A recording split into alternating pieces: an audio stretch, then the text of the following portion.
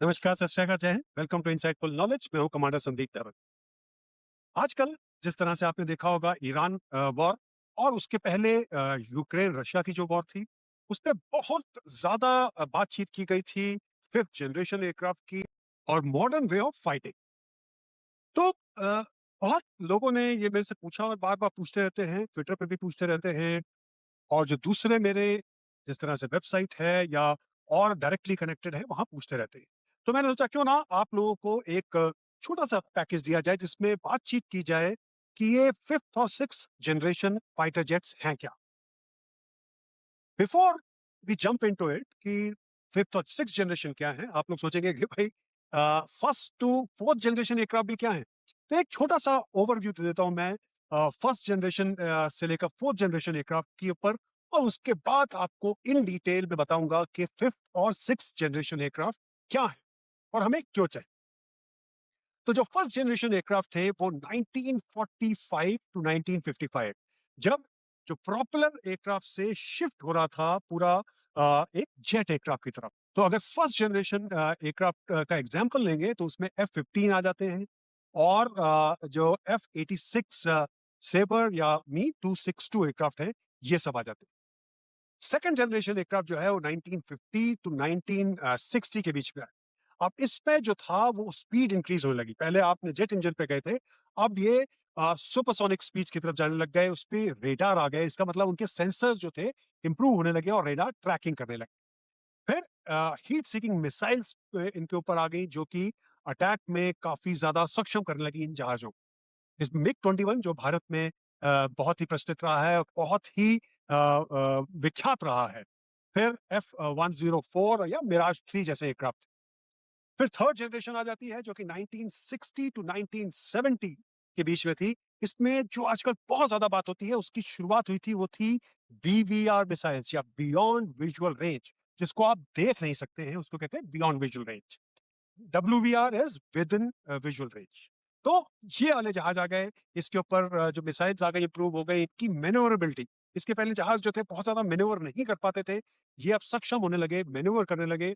और इसमें आ जाते हैं मिग 21, मिराज F1 या F4 फैंटम जैसे एयरक्राफ्ट। फिर आता है फोर्थ जनरेशन जो कि आज भी प्रचलित है। वो 1970 से जहाज शुरू हुए थे और 1990 तक उसको कहा जाता है कि उसका एरा था। अब इसमें जो था फ्लाई बाय वायर, जो पहली बार कॉन्सेप्ट दिया गया। फिर हाई एजिलिटी थी, मतलब मैन्यूवरेबिलिटी जो थी पहले थोड़ी बढ़ाई गई थी, अब और ज्यादा हो गई क्योंकि अब फ्लाई बाय वायर से हो गया। फिर इसमें पल्स डॉपलर रेडार और मल्टी रोल एयरक्राफ्ट ये बन गए, ये बहुत सारे अलग अलग रोल्स कर सकते थे। इसके एग्जांपल्स हैं F-15, F-16, Su-27 और मिग 29 जैसे। फिर जो आजकल भारत में काफी है हमारे पास एयरक्राफ्ट, जैसे 4.5 जनरेशन, क्योंकि अब टेक्नोलॉजी बहुत तेजी से बढ़ने लगी, तो एक एक बीच बीच में भी स्टेप आने लगे, और 4.5 जनरेशन के एयरक्राफ्ट जो थे ये 1990s से आने लग गए। और इसमें जो था AESA रेडार जो था, इसके बारे में हम कभी और बात करेंगे विस्तार से। फिर इसका रिड्यूस्ड जो रेडार क्रॉस सेक्शन होता है, जिससे कि एयरक्राफ्ट को पहचाना जाता है, रेडार के ऊपर पकड़ा जाता है, और कितनी दूरी पे पकड़ा जाता है ये उसके रेडार क्रॉस सेक्शन पे डिपेंड करता है। तो ये इंट्रोड्यूस हुआ, जो कि रिड्यूस करने लगे उसके रेडार क्रॉस सेक्शन को अलग अलग टेक्निक्स लगा के। और साथ ही इसके ऊपर स्टेल्थ कोटिंग होने लगी, मतलब कि और इसकी जो विजिबिलिटी थी रेडार पे कम होने लगी। जो रेडार की रेज आती थी वो इसको एब्जॉर्ब करने लगी या स्कैटर करने लगी। और कुछ कुछ डेटा लिंकिंग भी होने लगी, मतलब कि ये अलग दूसरे सेंसर से, दूसरे एयरक्राफ्ट से या सैटेलाइट से बातचीत करने में सक्षम हो गया। तो इसमें जो बहुत ही प्रचलित है इस समय भारत में और विख्यात है रफाइल जो फाइटर है भारत का, वो फिर euro fighter, Su-35 and FA-18 जैसे एयरक्राफ्ट जो थे उनका नाम आने लगा। अब इसके बाद आता है फिफ्थ और सिक्स जनरेशन एयरक्राफ्ट। तो इसके बारे में हम लोग एक लंबी चौड़ी बात करेंगे और बताएंगे कि क्या चीजें।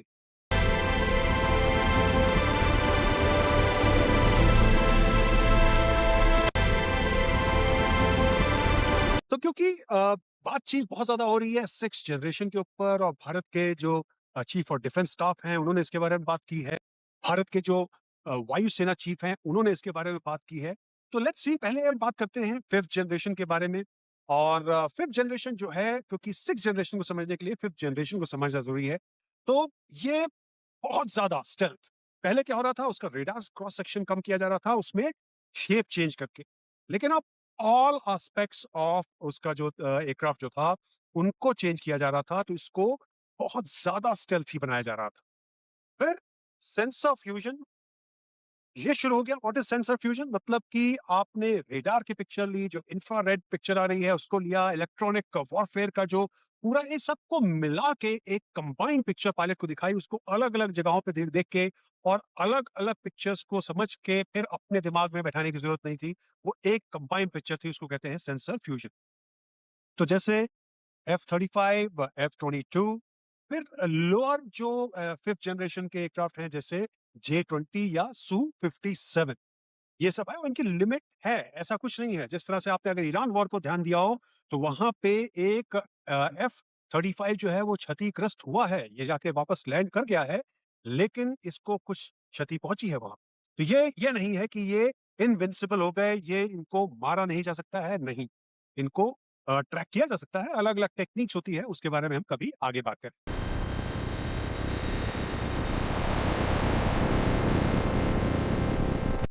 तो अब आ जाता है जो आज का मुद्दा है, जिससे हमने बातचीत करनी है कि भाई सिक्स्थ जनरेशन एयरक्राफ्ट क्या है, क्योंकि इसके ऊपर बहुत ज्यादा बात हो रही है और भारत कुछ शुरू करने वाला है। उसके ऊपर मैं एक और प्रोग्राम करूंगा जो कि इसके आगे आएगा, लेकिन उसके पहले मैंने सोचा कि क्यों ना सिक्स जनरेशन एयरक्राफ्ट के बारे में हम लोग बातचीत कर लें। तो बहुत से लोग ये सोचते हैं कि सिक्स जनरेशन हो गया, फाइव जनरेशन हो गया, तो एक दूसरे से इनकी स्पीड बढ़ती जाएगी। ऐसा नहीं है। स्पीड ऑफ कोर्स इंक्रीज होती रही है, होती जाएगी, लेकिन जो सिक्स जनरेशन एयरक्राफ्ट है, इसको कहते हैं सिस्टम ऑफ सिस्टम्स। मतलब कि यहाँ पे अलग अलग सिस्टम्स को यूज किया जाएगा। तो अगर पायलट अंदर बैठा है और वो फॉरवर्ड पोजीशन पे पहले खेलता था फिफ्थ जनरेशन में, तो ये यहाँ पे क्वार्टर बैक या फुल बैक हो जाएगा और वहां से पूरे सिनेरियो को गाइड करेगा। तो इसमें सबसे महत्वपूर्ण जो बात आ जाती है वो है मैन्ड अनमैन्ड टीमिंग या MUMT। तो इसमें जो सिक्स जनरेशन फाइटर है, ये एक स्वार्म लेके चलेगा अपने साथ, जो उसको कहते हैं लॉयल विंगमैन। अब ये लॉयल विंगमैन जो है, ये एक्स्ट्रा मिसाइल्स लेके चलेंगे, ये जैमिंग में करेंगे, और ये हो सकता है अपने को सेक्रीफाइस कर दे मदरशिप, जो कि मेन फाइटर है, मैन फाइटर है, उसको बचाने के लिए। तो इसका मतलब है ये अलग अलग पोजीशंस में होंगे, कुछ आगे होंगे, कुछ साथ में होंगे, और उस श्रृंखला में ये अपना काम करेंगे। इसके ऊपर काफी ज्यादा बातचीत आगे हम करेंगे। फिर इसका इंजन जो है वो काफी ज्यादा बदल गया है। जो फिफ्थ जनरेशन फाइटर जेट है, ये इसका इंजन जो है फिक्स साइकिल इंजन है, वेयर एज जो सिक्स जनरेशन फाइटर जेट होगा, इसका इंजन जो होगा वो एडेप्टिव साइकिल इंजन होगा। एडेप्टिव साइकिल इंजन का मतलब ये है कि अगर ये अपनी फुल स्पीड से जा रहा है तो उसको मैक्सिमम थ्रस्ट मिलेगा, और अगर ये क्रूज पे जा रहा है, सुपर क्रूजिंग करने की कोशिश कर रहा है, तो एकदम से जो है पावर रिड्यूस हो जाएगी और ये फ्यूल जो है बहुत कम कंज्यूम करेगा। इसका मतलब इसकी रेंज जो है एक्सट्रीम हो जाएगी। तो वो होता है मतलब एडेप्टिव साइकिल इंजन। फिर सिक्स जनरेशन जो फाइटर होगा, ये होगा सॉफ्टवेयर डिफाइंड। मतलब ये हेवीली डिपेंडेंट होगा सॉफ्टवेयर पे, और इसको जो अपडेट करना होगा वो बहुत ज्यादा डिफिकल्ट नहीं होगा। जिस तरह से आपका स्मार्टफोन जो है उसका अपडेट आता है और आप अपडेट करते हैं उसको, सॉफ्टवेयर उसका, उसी तरह से इसको प्लग इन करके, अगर कोई नई टेक्निक्स आई हैं, नई चीजें आई हैं, सेंसर में इंप्रूवमेंट्स हुए हैं, वो प्लग इन करके, अपग्रेड करके, और उसको आगे गाड़ी बढ़ाई जाएगी। और ये हेवीली डिपेंडेंट होगा आर्टिफिशियल इंटेलिजेंस पे। अब आर्टिफिशियल इंटेलिजेंस क्यों? क्योंकि आर्टिफिशियल इंटेलिजेंस जो है केवल आपको फ्लाइंग करने में ही हेल्प नहीं करेगा, ये बहुत सारा डेटा जो है रियल टाइम में अपने पास लेके आएगा, उसको लाइटनिंग स्पीड पे उसको प्रोसेस करेगा, और जो पायलट को एक करेक्ट पिक्चर देगा, उसको सजेस्ट करेगा ये टारगेट्स हैं, इनको एंगेज करना चाहिए, इनको नहीं एंगेज करना चाहिए। इनफैक्ट बिकॉज ये अब सॉफ्टवेयर डिफाइंड है, क्लाउड बेस पे चलेगा, तो इसके ऊपर साइबर अटैक्स भी होंगे, तो आर्टिफिशियल इंटेलिजेंस जो है वो साइबर अटैक्स को भी टैकल करेगी। इसका मतलब है कि आपके ऊपर केवल मिसाइल का ही अटैक नहीं आएगा, जिस तरह से आपके फोन पे और घर में लैपटॉप पे और दूसरे सॉफ्टवेयर डिफाइंड चीजों के ऊपर अटैक होता है, उस तरह से फाइटर जेट पे भी अटैक होगा इन फ्यूचर। फिर डायरेक्टेड एनर्जी वेपन्स जो हैं इसमें आएंगे पहली बार, और ये क्योंकि बहुत ज़्यादा पावर कंज़्यूम करते हैं, तो इसीलिए 6th जनरेशन फाइटर पे ही आ पाएँगे, 5th पे नहीं आ पाएँगे। और तो 6 पे जब ये आएँगे तो ये इनकमिंग मिसाइल्स को एट ज़ैपिंग स्पीड पे ये डिस्ट्रॉय कर देंगे। ये अनलिमिटेड वेपन होगा क्योंकि आप एक तो लाइट की स्पीड से डिस्ट्रॉय करेंगे, दूसरा आपको केवल पावर जनरेशन करनी है, कोई आप इक्विपमेंट या वेपन कैरी नहीं कर रहे हैं एडिशनली इसके लिए। तो अगर आप गौर करें एयरक्राफ्ट के डिज़ाइन के ऊपर, तो ये इसका डिज़ाइन जो है स्टेल्थ 2.0 कह सकते हैं। क्योंकि अगर देखें तो आप इसकी टेल गायब हो गई है और टेल जो है इस तरह का सेक्शन ये मतलब केवल ड्रैग जो कि एयरक्राफ्ट को स्लो डाउन करता है, वही नहीं कम कर रहा है, बल्कि इसका रेडार क्रॉस सेक्शन और कम कर रहा है। इसका मतलब क्योंकि जितने भी वर्टिकल सेक्शंस होते हैं एयरक्राफ्ट में, वो उतना ज़्यादा रिफ्लेक्ट करते हैं और रेडार पिकअप करते हैं, स्पेशली अभी जो लो फ्रीक्वेंसी के रेडार्स आ गए हैं जो कि पिकअप कर रहे हैं स्टेल्थ एयरक्राफ्ट जैसे F-35 एंड J-20 को, तो उनको भी ये और ज़्यादा डिफिकल्ट कर देगा पिकअप करने में। तो अंत में मैं इतना कह दूं कि अगर 5th जनरेशन फाइटर जेट जो था वो हाइडिंग एंड सीइंग था, मतलब कि खुद को छुपा लिया, लेकिन कि आपको मैं मेरे पास रेडार है, आपको पिकअप कर सकता हूं क्योंकि आप फुल्ली स्टेल्थ एयरक्राफ्ट नहीं। लेकिन जो 6th जनरेशन फाइटर जेट है, ये networking, dominating the entire battle space through using AI and automation.